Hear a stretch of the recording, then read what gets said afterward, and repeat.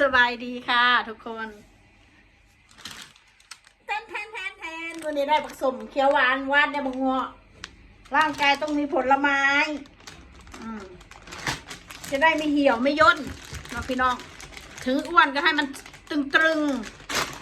หัวจะได้ไม่เบื่อ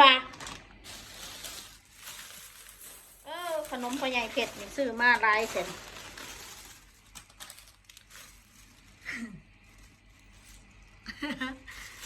กูเรามีความสุขเด้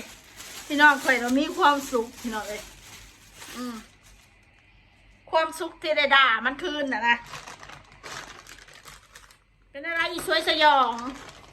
คือดิ้นแห้งเถอะมึงบะเจอกูเอาขี่ลาดหนาแล้วดิ้นละสั่นเนาะ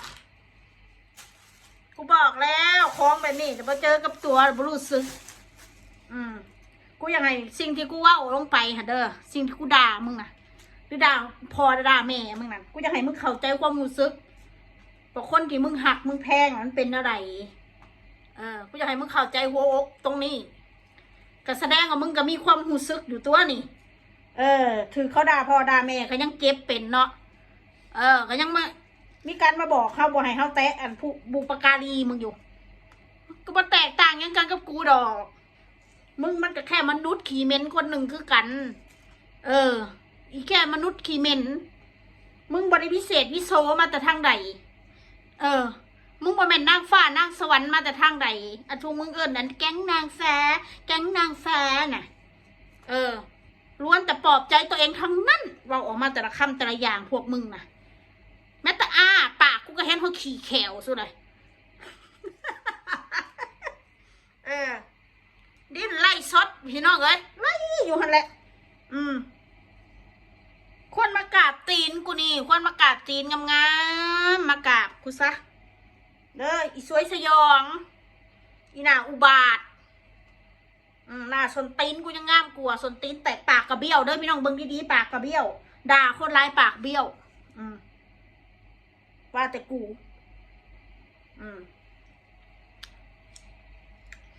แซ่บอร่อยส้มนี่อร่อย79 บาทด้วยนี่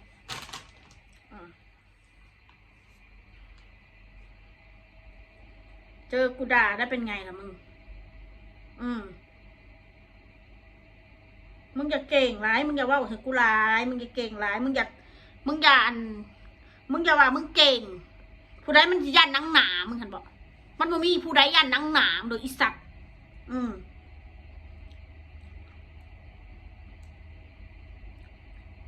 นังหนากะลีแบบมึงมีพยานดอก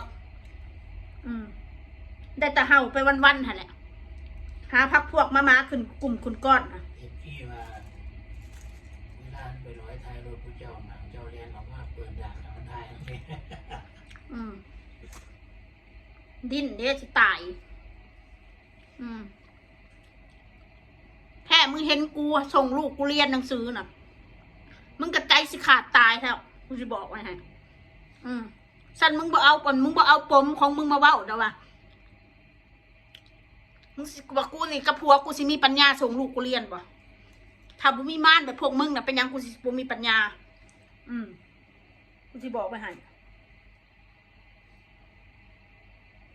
ถ้ามึงบ่มีปัญญาน่ะมึงก็จะคิดจะเว้าแต่คนอื่นว่าคนอื่นเขาบ่มีปัญญากูบอกละเด้ลูกกูต้องมาที่หนึ่งเป็นอะไรกูด่าแม่มึงเจ็บป่ะมึงเครียดเป็นอยู่ติซักแบบมึงบ่ด่าเครียดเป็นนะกูบอกแล้วจิตใจมึงมันบ่เหม็นคนจิตใจมึงมันวิปริตวิปลาสมันบ่คือคนอื่นเพราะท่านซักมันคอยแต่พยายามเอาไฟสุมใส่โต๊ะเผาตะคองอยู่แต่ละมือแต่ละวันนะเอาน้ำมันราดบางคนก็เอาน้ำมันราดแล้วก็สุมไฟใส่จิตใจมึงอะจิตใจมึงมันร้อนรุ่งมึงอยู่ไม่ได้มึงเห็นคนอื่นน่ะมีเกินหนาเกินตามึงบ่ได้มึงสิมาเกลียดคนในอัน8 ปี9 ปีเนี่ยมันบ่แม่นแล้วมันบ่แม่นการเกลียดแล้วนะฮะปากบอกว่าเกลียดกูก็สมเพศมึงอยู่ดอกขึ้นไปขึ้นมากูก็สมเพศมึงอยู่กูก็ดีใจน้ำที่มีพักพวกมาอยู่อันร่วมมือร่วมกายกัน สายเลือดมาสายเลือดต่างกันน่ะคบคนแบบมึงน่ะ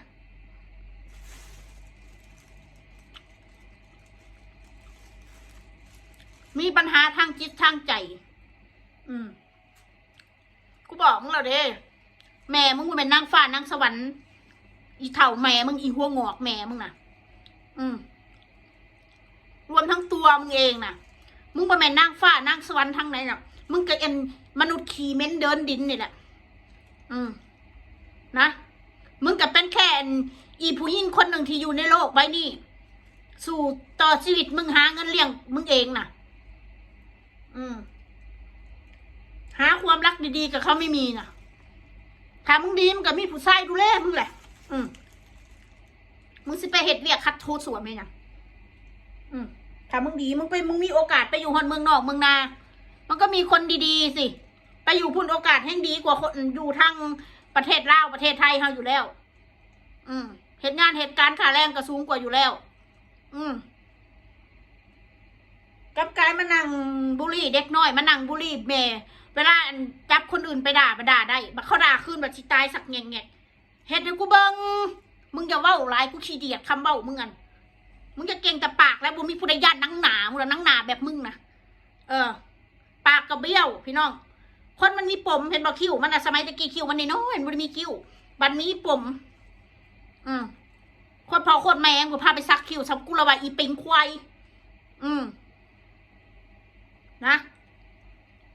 บ่มีเวียงนะเอาคอนซ้อนะคอนตีนนะทุบแขวมึงเข้าไปบ่มีปัญญาบ่มีปัญญาไปทุบหนังบ่ทุบแน่กว่าหนังหนาดันเดิมของแม่มึงให้มานะมันคือมันหนังหนาเหี้ยคักแท้หนังหนาคือส่วนตีนมานี่คืออันคอศอกมานี่หีมาก็ยังงามกว่าปากมึงน่ะสิตายพี่น้องบางเทื่อก็ไล่สดมาเมื่อยประกาศว่าเจ้าของสิขอลาผักเมื่อยแห้งเป็นไข้ไม่สบายว่าสันขนาดว่าสบายยังลูกสังยังอันคานสังคานมาหาด่าครอบครัวคนอื่นอยู่ว่าอีสัตว์สัวมึงเอ้ยอีหน้าหมามึงเอ้ยเก่งมึงจะเอาบุปการีอีกะลีแม่มึงนั่นเป็นอย่างกูสิบอกบ่ได้แล้วมันบ่อีสวยสยองสวยตายจนสยองสวยมากจนสยองพี่น้องหน้าตาเด้ขนาดหน้าซาลีเราอยู่ไรกูมึงเรายังงามกูมึง100 เท่าหาความเปรียบเทียบกับเราบ่ได้เลยนั่นแหละคนมีความสุขเดี๋ยวเบิ่งเอาเป็นตัวอย่างเบิ่งหน้าซาลีเด้อเบิ่งเอาเราอยากไปประเทศใดเราก็ไปอยากไปเที่ยวได้ก็ไปถึงเวลาว่างเราก็จัดพวกมึงกระซากหน้ากากความเร็วๆของพวกมึงนะที่ว่าเฮ็ดออกมาคลิปคูมือนี่มันบ่แม่นว่าออกมาออกมาแบบว่าอันกระชากหน้ากากเลยพี่น้องออกมาทำมาหากินไลฟ์สดก็พอได้เงินเข้ากระเป๋าเดือนหนึ่งก็ได้เป็น1,000 เหรียญแบบนี้หรือว่า500-600 เหรียญแบบนี้อย่างหน่อยก็มีเงินจ่ายค่าน้ำค่าไฟส่งให้พ่อให้แม่มึงแดกว่าซั่นซะอาศัยว่าซั่นซะมันบ่แม่นการมากระชากหน้ากากเอาความเลวครอบครัวเว้าสิกูผัวเมียเร็วๆว่าซั่นน่ะกูบ่เลวสำมึงต่อให้กูมีความเลวกูก็บ่เลวสำมึงดอกเด้อกูสิบอกว่าให้กูอยากหู้แท้พ่อกับแม่มึงหู้จักบ่มีลูกสัวๆมาแบบมึงนี่พ่อกับแม่มึงน่ะบ่อีหีงอกอีหัวงอกแม่มึงกับปักหัวงอกพ่อมึงนั่นกูถามแน่มันสิหู้จักอยู่บ่มึงเป็นสันดานมาแบบนี้หาด่าชาวบ้านนะกูถามแน่มาหาตามเราวีเด็กน้อยมาหาตามเราวีเด็กน้อย5 ปีพี่น้องอีลิงกังโอ้ยกูหูแล้วเป็นยังคือลูกกูลิงกังเพราะว่าเบิ่งหนังหนาเจ้าของเราคือลิงบัดนี้เจ้าของบัดมีปมก็เลยมาหาบอกให้ลูกคนอื่นมีลิงกังบัดนี้พี่น้องกูละว่าลูกกูละมันละหน้าตาดีแท้นอกจากใจมึงบอดกูบ่แม่นกูย่องถ้าคนอื่นเขาเบิ่งไปเด็กหน้าตาดีน้องมะนาวหน้าตาดีขนาด FC เขาเห็นกูตัวจริงน้องมะนาวน่ารักมากเลยหน้าตาดีนี่แต่มึงอะมันใจบอดนะรับบ่ได้พี่น้องรับบ่ได้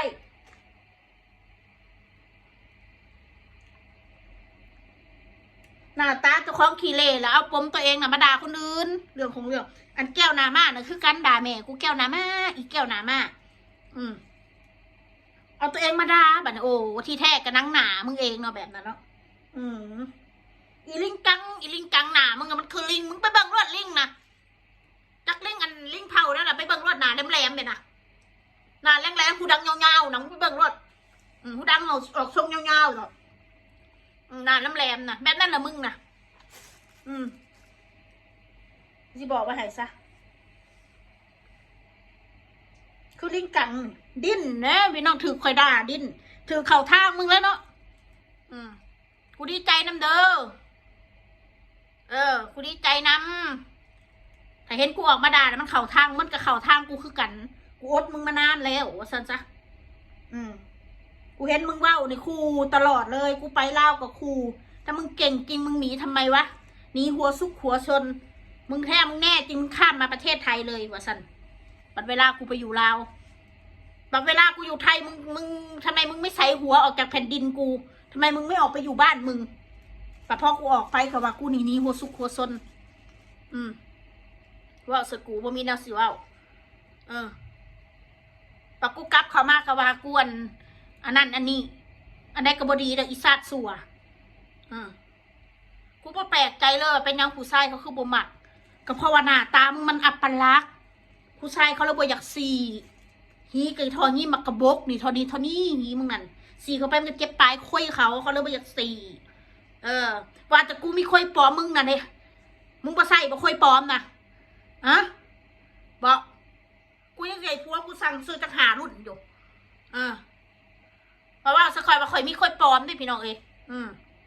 บัดมึงเนี่ยซะจักปีแล้วมึงใส่ของปลอมน่ะบ่อีสันดานปลอมบ่โตหูดังกับปลอมหน้ากับปลอมนุ่มกับปลอมแม้แต่คิ้วฮะนะคนพ่อคนแม่มึงผ้าเห็ดคิ้วนะกูถามมึงแน่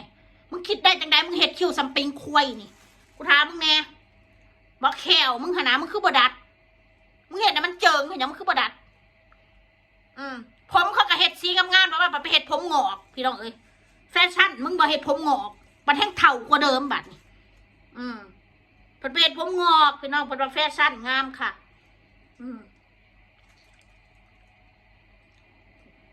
ถือกูได้แม่มึงเป็นแหลมเจ็บสิมึงมีหัวใจอยู่สิบ่อีสมองมาบ่อีหัวใจมาเป็นหัวใจคนกูนึกว่าอยากเปรียบเทียบเสียซัดเลยว่ะม้าน่ารักอะไรได้ยอมรับกูก็เป็นคนรักหมาม้านี่มันน่ารักหมาแมวนี่สัตว์เลี้ยงนี่กูจะสิเปรียบเทียบยังกับมึงเปรียบเทียบกับหมามันก็ยังบ่น่าเปรียบเทียบเปรียบเทียบสัตว์ในราชานซะม้ามน่ารักขึ้นมาบักแดงหน่อยกูนะไม่ว่ามันน่ารักกูเลี้ยงมานี่เท่าไรปีเท่าไรชาติก็อยู่น้องกูถ้ากูพอดีมันนี่จะกูแล้วบักแดงหน่อยนะ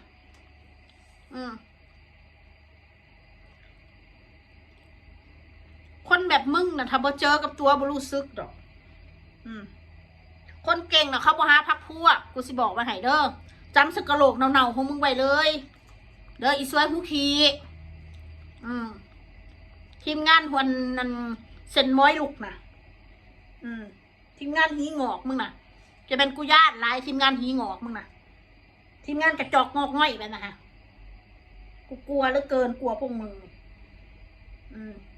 โรคจิตไปเบิ่งเด้อพี่น้องโพสต์มันแต่ละโพสต์นะมันจะโพสต์แบบว่าคือแบบว่าอุ้ยแบบตอนนี้มันกำลังดำเนินการมันกำลังทำเรื่องนู้นเรื่องนี้กำลังแบบว่าโอ้ยของจริงของแท้นะพี่น้องคือแบบของแท้แบบจัดอะไรก็เป๊ะนะเหมือนกับว่าให้คนมาถ่ายรูปบ้านกูนี่โอ้ยเป๊ะเลยของแท้แน่นอนว่ากูกล้ากูเก่งกูไปถ่ายถึงที่เลยเวลากูไม่อยู่ ขนาดกูพาลูกกูไปเดินขบวนเมื่อวานนี่ร่วมเป็นสันอีติงแตดมึงอะนะยังมาแอบถ่ายแล้วยังบอกล้ามาทักทายกูเลย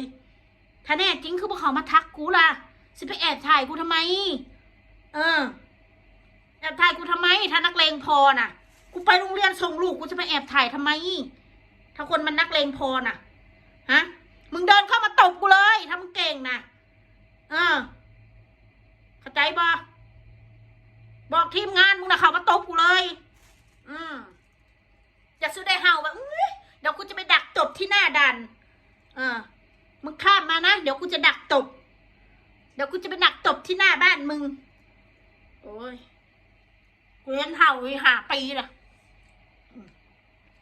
เห่ามารอบกัดมันในหาปีละบ่มีหยังคืบหน้า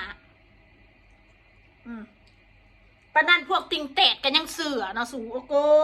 ยถ้าแมนกูสนี้ไกลๆแล้วกูไม่ไปเสือแล้วอันนั้นคนบ่มีน้ำยาแบบนี้ค่ะคนเฮาน่ะเห็ดนังมันต้องมีหลักฐานว่าแม่นหลักฐานไปหาแอบถ่ายไปหาหลักแชทกับผู้นั่นหลักแชทกับผู้นี่แล้วเอามาโพสเขาคนเก่งนะเขาบ่เห็ดแบบนั้นหรอกกูจะบอกไว้ให้เขาบ่มารอบกัดแบบนั้นดอกคนเก่งอ่ะเขาจัดการอย่างเด็ดขาดเลยกูจะบอกไว้ให้จ้ะกับสิเอาอันนั้นเอาอันนี้มาเฮือนกูนะว้าวอยู่อะไรว้าวสีเห็ดเขาผัดแหวกย่าให้งูตื่นคนเรียดคนอ่ะมันต้องซุ่มกูจะบอกไว้ให้คนฉลาดเขาบ่เห็นกูได้จับได้หรอกมีแต่คนงูแบบมึงกันแหละแมนกูเป็นยังมามันก็ซีเมนไทยแต่ทำมาแมนมึงเดี๋ยวมันแกล้งพวกมึงกูถามเนี่ยสีเห็ดเขาประกาศเปล่าอยู่พี่น้องดอกเดียวเท่านั้นว่าสันคนเก่งเขาบ่เห็ดแบบนั้นหรอกนักเลงนะเขาบ่เห็ดแบบนั้นนักเลงนะคนที่เขาเป็นเสือเขาบ่เห็ดนั่นแบบนึงเขาเอิ้นม้าขี่เฮือนม้าจนตอกดิ้นอะไรแบบนี้เอาหัวชนฟ้าหนังตายหลุดมึงนะถ้ามึงดิ้นไล่มึงถือกูด่านะอันนี้มันมีปัญหาทางจิตทางใจตัวพี่น้องมีลูกกับบ่ได้เลี้ยงมีพ่อมีแม่กับบ่ได้อยู่นำมีผัวกับบ่ได้คนดีๆที่ไปหักมันเพราะสันดานมันเป็นแนวนี้แหละค่อยว่ากูเสื่อเลยว่าคนในกลุ่มมึงที่มึงคุยกันนะบ่มีผู้ใดจริงใจกับมึงกูบอกเลยบ่มีผู้ใดจริงใจสิ่งที่ว่าเขาร่วมกลุ่มกับมึงเนี่ยคือเขาสร้างกูเขาเลยไปร่วมกลุ่มพอรับหลังปุ๊บก็นินทากันเหมือนหมายุ้มหัวกันคือหมานี่หลังบ้านหลังไม่สุนะฉันมันบ่มีรูปเฮี้ยมึงออกมารุดออกมาแบบนี้ดอกกูบอกไว้เลยอีกไม่นานเนี่ยมันก็จะออกมาเรื่อยๆช่องแชร์นะเพราะความไว้เนื้อเชื้อใจสุดท้ายมันก็โดนหักหลังคือกันบัดกูสิบอกไว้ให้อีกประโดนมันจะค่อยเห็นไปทีละลายของแบบนี้บากกรรมมันก็ไปน้ำแนวนี่แหละพี่น้องมันก็สิเห็นแบบนี้ล่ะซีรีส์ปันได้ก็เห็นคือเก่านังหนาเฮี้ยแบบพวกมึงนะนังหนาส่วนตีนแตกแบบนี้ค่ะหัวค่อยบักแดงหน่อยก็ยังงามกลัวปากมึงนะปากกระเบี้ยวพี่น้องคนมันมีปุ่มถ้าคนมันหมั่นใจเจ้าของเนาะพ่อแม่มันหักมันแพงพ่อแพงแม่เนาะมันก็ต้องยอมรับสารรูปสารล่างพ่อแม่มันหายมาเลือดเนื้อเชื้อไขของพ่อของแม่มันหายมาอันนี้ยอมเปลี่ยนแปลงตัวเองเพื่อไม่ให้หนังหน้าเดิมเพื่อไม่อยากให้ขึ้นหนังหน้าเดิมนะคอยว่าเฉพาะแต่มันเด้อพี่น้องเด้อมันมีปัญหามันรูปร่างบดีหน้าตาบดีแล้วก็ยังปากบดียังปากหมาอีห่านี่ค่ะ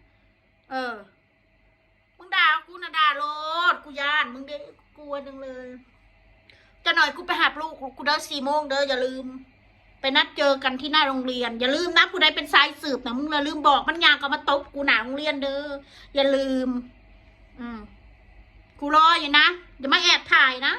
ถ้ากูเห็นแอบถ่ายจับโทรศัพท์ถ่ายกูยางไปตบขี่หูไหลเลยกูจะบอกไว้ให้อย่ากระจอกได้กูมีอะไรจะเสียเด้อกูจะบอกไว้ให้เด้ออย่ามาคุกคามกูนะกูอยู่ของกูดีๆอย่ามาคุกคามกูอย่ามาทำร้ายลูกกูนะกูบอกไว้เลยถ้าลูกกูเป็นยังไปแม้แต่นิดเดียวกูบอกไว้เลยนะพวกมึงอย่ามาทำร้ายลูกกูนะอีสัตว์ทั้งหลายอย่าคิดว่าพวกมึงเก่งอยู่ผู้เดียวบ้านเมืองมีกฎหมายคุกเขาบริมีไว้ค้างม้าดอกไว้ค้างคนเร็วๆแบบพวกมึงนั่นเข้าใจบว่าแต่กูนี่บดีด่าคนกูด่ามึงกูไม่ได้ด่าใครหรอกกูด่าแก่งม้าของพวกมึงอ่ะแหละ